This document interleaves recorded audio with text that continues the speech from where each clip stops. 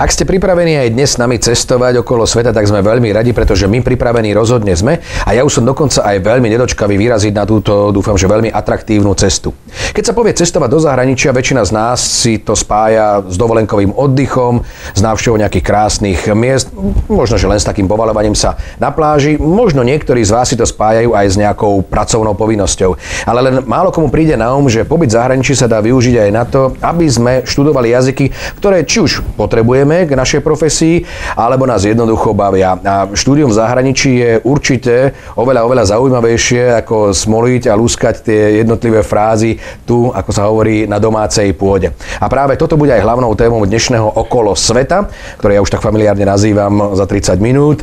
A nebudem debatovať sám, ale budem hovoriť s mojím dnešným hosťom, Martinom Olekom. Vítajte, Martin, opäť. Ďakujem. No, ja som tu tak už naznačil, o čom by sme sa dnes mali rozprávať a mňa samého, keď som sa pripravoval na túto tému, zaujalo to, aké široké spektrum vlastne ponúkate a kam všade sa človek vďaka štúdiu jazykov v zahraničí môže dostať. Že to nie je už len takéto tradičné, že pôjdeme kam si na Maltu alebo do Írska, ale že naozaj to portfólio a ten svet je tak veľký, že vy ste ho vďaka vašim schopnostiam a kontaktom schopní zaplniť študentami, neviem teda, či len zo Slovenska, alebo aj z iných krajín, ale v každom prípade vy sa asi viac orientujete na Slovensku. Takže poďme to tak postupne rozlúskavať a hlavne možno ubezpečiť rodičov, ktorí chcú poslať deti do zahraničia na či už kratší alebo dlhší študijný pobyt, že je to všetko bezpečné. Je to jednoznačne bezpečné. Tento segment cestovania sa posunul dopredu a je tu kladený veľký dôraz na kvalitu stále viac a viac. Ja by som chcel povedať v úvode, že záujem o jazykové vzdelávanie v zahraničí stúpa. Aj v čase krízy tu boli nárasty v desiatkách percent, lebo ľudia si uvedomili, že investícia do jazyka sa im vráti. Dneska vieme, že či už v práci kvalitné ovládanie minimálne angličtiny je esenciálne. Máme tu na Slovensku kopec investorov a oni požadujú od tých zamestnancov tieto znalosti a rodičia si uvedomili, že majú nejaký handicap, tak už automaticky začali teraz štandardne posielať deti do sveta. To je taká prvá skupina, čo cestuje. A druhá, aj títo dospelí stále viac a viac cestujú, aby nestratili krok s tou mladou generáciou, ktorá tie jazyky vie a aj oni, aby boli úspešní na tých poradách vo firmách a vedeli kvalitne sa vyjadriť nie len hapkanie, ale naozaj plynulo. A ja si myslím, že dneska ovládanie angličtiny je naozaj nutnosťou minimálne angličtiny. Áno, tak je to ten svetový jazyk, aj keď nie je to jazyk, ktorým hovorí najviac ľudí na svete, pretože to je čínština, si myslím, keď som počúval také nejaké štatistiky. Ale budeme zatiaľ pri angličtine. Spomenuli ste tu čosi také, že vlastne tí rodičia si uvedomujú nejaký svoj vlastný handicap a posielajú deti, ale ja si myslím, že aj deti majú záujem ísť študovať von, či už je to teda to primárne, že teda chcú vypadnúť od rodičov na ten pôrok alebo rok a užiť si možno menej kontrolovaný život od rodičov, alebo naopak sú tak povedzme vzdelaní, alebo tak rozmýšľajú dopredu, že aj tie deti samé chcú ten jazyk študovať v prostredí, kde povedzme sú absolútne odlúčení od možností pomôcť tým materinským jazykom. Tak my tu máme vlastne dve také skupiny pobytov. Jedna je krátkodobá, teraz v lete aktuálna. Rodičia musia vyplniť tie prázdniny deťom na 2 mesiace a naozaj je zmysluplné poslať to dieťa na jazykový pobyt, lebo nie len, že si tam aj oddychne, lebo jazykový pobyt nie je len o tom učiť sa, ale práve popri tom, že do obeda povedzme sa učia, tak po obede sú rôzne aktivity, čiže spoznávajú kultúru, keď sú v Anglicku, tak idú do Londýna, idú do múzeí, potom večer sú to rôzne aktivity, karaoke, grilovanie pri pláži, takže ono je to zmysluplné, čiže nie je to len nuda, niekedy z pohľadu študentov, že musia sa učiť, ale oni sa neučia celý deň, oni sa učia predsa len v škole, ale po obede sa učia v praktickom živote. On si musí vedieť vypýtať tú kolu v tom obchode, musí si vedieť vypýtať tú zmrzlinu a ide o to, že tým, že je nútený, tak si zautomatizuje tie frázy v tej krajine, kde sa tým jazykom hovorí. No, ja si myslím, že hlavne, čo je veľmi dôležité, vôbec ako pri ovládaní cudzieho jazyka, ak teda to môžem povedať, trúfam si teda to povedať, je to, že aby sa človek nebal rozprávať. Pretože je celkom prirodzené, že samozrejme s rokmi štúdia sa ten jazyk zdokonaluje u každého, kto ho študuje, ale je jasné, že keď sa s ním začína, alebo človek rozpráva povedzme 2-3 roky, tak nemôže byť tak perfektne ako ten, kto rozpráva materinským jazykom, v tomto prípade, keď sa bavíme o angličtine. Ale dôležité je to, čo podľa mňa sa získava práve na takýchto pobytoch alebo vôbec v tom cudzom prostredí, že stratí človek akési tie zábrany a ten ostých a že začne tým jazykom hovoriť a zistí, že naozaj to funguje, že sa vie dorozumieť, že možno aj ten druhý mu odpovie s chybami, ale dohodnú sa, proste povedia si tie veci a tým opakovaním alebo tým, že ten strach kam si posunú na vedľajšiu koľaj, tak aj ľahšie sa dostáva do toho, že tú konverzáciu zvláda. Úplne súhlasím a druhý aspekt je ten, že polovička tých študentov býva v hostiteľských rodinách, čiže keď sú v Anglicku, v anglickej rodine, keď sú v Amerike, v americkej rodine a tým pádom sú nútení ešte aj tam hovoriť. Čiže to učenie jazyka je kvázi non-stop. Do obeda v škole, po obede na aktivitách a večer v rodine, povedzme pri večeri. Čiže aj to je nútený komunikovať, vypýtať si vidličku, nôž a zrazu zistí, že aha, niekde som sa to učil, ale v tom reálnom prostredí to nevie v úvode povedať, ale keď už má druhú večeru a naozaj potrebuje tú vidličku, tak ukáže, tá rodina mu to povie a tak sa mu to úplne jednoduchšie zapamätá. A ďalšia výhoda je, že dneska vďaka globálnemu prostrediu tieto jazykové pobyty navštevujú študenti z celého sveta. To znamená, že aj v tej škole, na rozdiel na Slovensku, sú povedzme v homogénej skupine, kde sú len Slováci a učia sa anglicky. Čiže už skončí prestávka a už zase hovoria po slovensky, alebo majú matematiku, fyziku a už hovoria po slovensky. A tam vlastne aj cez tie prestávky, vzhľadom na to, že sú tam študenti z celého sveta a sú to medzinárodné skupiny, a to aj odporúčam voliť si alebo nájsť agentúru, ktorá organizuje medzinárodné skupiny a to môže len veľká skúsená globálna agentúra. Sú tam Švédi, Španieli, Rakúšania, Nemci, Slováci. Čiže je to zmiešané, čiže sú non-stop nútení komunikovať a cieľ je, keď sa vrátia po tom pobyte, že naozaj majú aj lepšie známky v škole a to ocenia aj rodičia, aj oni.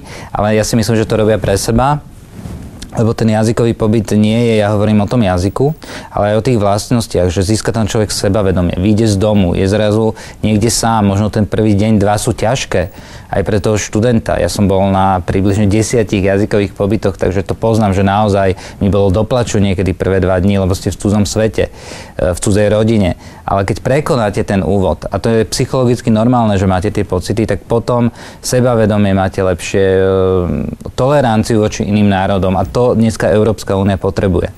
No, nielen to, čo ste hovorili, že teda to, čo ste v tejto chvíli spomenuli, ale ja si myslím, že veľmi dôležité je aj to, že sa nadväzujú kontakty. A keď teraz budeme hovoriť o tom, že naozaj tam prichádzajú ľudia z rôznych krajín sveta, tak to dá obrovskú možnosť mladému človeku, alebo aj človeku v strednom veku, že zrazu sadne si, ja neviem, s Portorikáncom, naozaj, keď ste spomínali Švédov, Fínov, a zrazu už sa vedia dohodnúť, poďme sa pozrieť, poďme sa porozprávať o tvojej krajine, o mojej krajine, o tom, čo je u vás také normálne, povedz mi, čo vy jete na raňajky, ja ti poviem, čo my jeme na raňajky.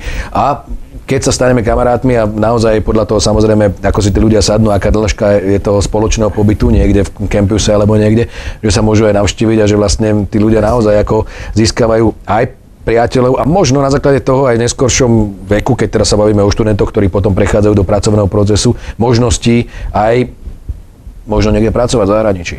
Úplne súhlasím, to ja osobne považujem za druhú najväčšiu výhodu, že tam spoznáte kopec nových priateľov. Ja si pamätám, keď som sa učil na maturity a bol som na jazykovom pobyte z EF v Cambridge, tak som sa tam spoznal s veľkou skupinou Španielov a 2 leta na to už som navštívil Španielsko a navštívil som ich rodiny. Čiže spoznal som tie krajiny následne nie ako turista, ale ako človek, ktorý žije v tom prostredí. Čiže tú paeju mi robila naozaj Španielka s láskou, nerobila to pre turistov v hoteli. Ukázali mi zákutia, ktoré by bežný človek nevidel. A v podstate po každom jazykovom pobyte, aj keď som bol povedzme v Španielsku na jazykovom pobyte, tak som spoznal ruských kamarátov. A bežne sa ešte navštevujeme už 15 rokov, chodím do Moskvy, bol som na svadbe kamarátov, zažil som ruskú svadbu. Ale vďaka tým jazykovým pobytom. Dlho vás hlava bolela z tej vodky. Dlho. Áno, dlho. Nie, no určite, nechcel som to prerušiť, ale možno trošku odľahčiť a dostať sa k tomu, čo určite zaujíma hlavne teda rodičov, keď budeme rozprávať o možnostiach štúdia pre ich deti.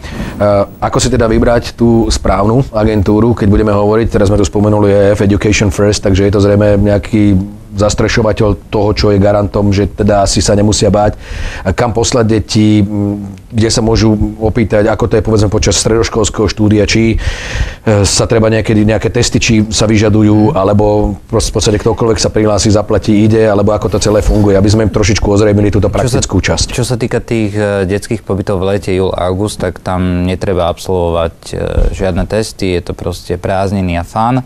Samozrejme na mieste sú zaradení do skupiny podľa testu, čiže aby sa každý cítil rovnako v skupine. Tých kníh aj tuto, povedzme, keď mám jednu z tých kníh, tak vidíte tuto správne na kameru. Tak, áno, dobre, oni sa vidíme tuto Elementary English 3, čiže tých úrovní je niekoľko, potom sú špecializované, už povedzme pre tých dospelých, vidíte, tuto je knižka Business English, čiže vždycky je to o tom, čo tá daný študent potrebuje. Ale vy ste sa pýtali na tú agentúru.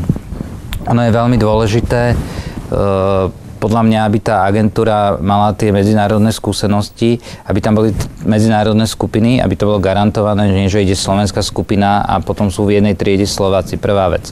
Druhá vec, samozrejme, kedy sa robili, ešte stále sa robia tieto pobyty autobusmi. Ja si myslím, že je to veľká štrapa, ak sa to tak spisovne povie. Štrapácia. Ďakujem. Štrapa je niečo iné, ale neviem čo. Štrapácia. No. A dneska je dôležité si pozrieť, že naozaj už by to malo byť letecky, tie ceny už nie sú horibilné. A ďalej, odkiaľ je ten odlet? Stáva sa, že často tí klienti zistia, že nakoniec odlietajú z Brna alebo z Prahy a pritom tu máme Bratislavu a Viedeň. Čiže to je taký môj ďalší typ, pozrite sa, odkiaľ je odlet. A tretie, čo je esenciálne pre toho rodiča je, aby mal istotu, že ide s nimi vedúci skupiny od momentu odletu. Lebo často sa stáva, že tie deti sa na letisku zgrupujú, organizácia ich dá na lietadlo a sami už letia. A predsa len, keď máte 14-ročnú dcéru, možno si to neželáte, takže dôležité je vedieť, či ten skupinový vedúci si ich vyzdvihne na tom letisku a naozaj celý čas ich sprevádza. Povedzme, naša agentúra, ktorá je lídrom na Slovensku, tak zabezpečuje toho skupinového vedúcu od momentu odletu, priebehu letu, transfer do rodiny alebo do rezidencie. Ďalej v škole sú pedagógovia a plus aj potom chodia na aktivity spolu, nielen cez deň, aj večer. A potom ich aj bezpečne dopravia domov na Slovensko. Hovoríme tu stále o tom, že vlastne študenti odtiaľ dokedy idú, väčšinou sú to teraz stredoškoláci, zrejme medzi tým 14. a 18. rokom, kedy využijú tú možnosť, aby rok študovali v zahraničí, idú do rodín. Ako je to s výberom rodiny, ako je to s tým, že vy garantujete, že sa naozaj nedostane niekam, kde teda by mohlo aj niečo hroziť, nechcem povedať priamo, že až trestnoprávne, ale v zásade, že by to nemuselo byť celkom v poriadku, ako sa vyberajú tie rodiny a či je možnosť, povedzme, keď teda by nastal nejaký vnútorný problém, lebo zrejme sa aj také, čo si môže stať, že príde dieťa do rodiny a jednoducho si nesadnú, alebo mu niečo nevyhovuje, či je tá šanca vymeniť tú rodinu, alebo ako to celé funguje? To je veľmi dobrá otázka, lebo v podstate tej rodine trávi, povedzme, nejakú pri tých krátkodobých menšiu časť, ale pri tých dlhodobých, tých polročných, ročných, tak trávi tam väčšinu času a je to v podstate jeho druhá mama, druhý otec. Môžeme sa baviť o tých polročných, ročných. Tam to funguje tak, že keď študent splní podmienky na takýto pobyt, tak píše esej tej rodine, uvádza svoje záujmy a hobby, a vlastne podľa toho sa snažíme tú rodinu aj záujmovo spojiť. To znamená, že keď niekto je umelecky založený, tak nebudeme sa snažiť dávať toho študenta do športovo založenej rodiny, alebo naopak. Takže ono už v tej prvej fáze my kladieme veľký dôraz na to, okrem toho ovládania jazyka, aj na tie záujmy, aby sa tam ten študent cítil dobre. Samozrejme, môže sa to stať, aj sa to stane v nejakom minimálnom počte študentov, že tie rodiny si nesadnú.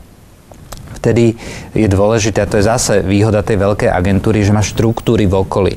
Napríklad my v EF máme regionálne štruktúry koordinátorov, kde v každom meste je zástupca EF a je v kontakte s tými študentami. Čiže je to kvázi taká istota v tom mestečku, že mám komu zavolať a povedať, mám problém, poďme ho riešiť. A ten človek je tam na to, aby mu pomohol.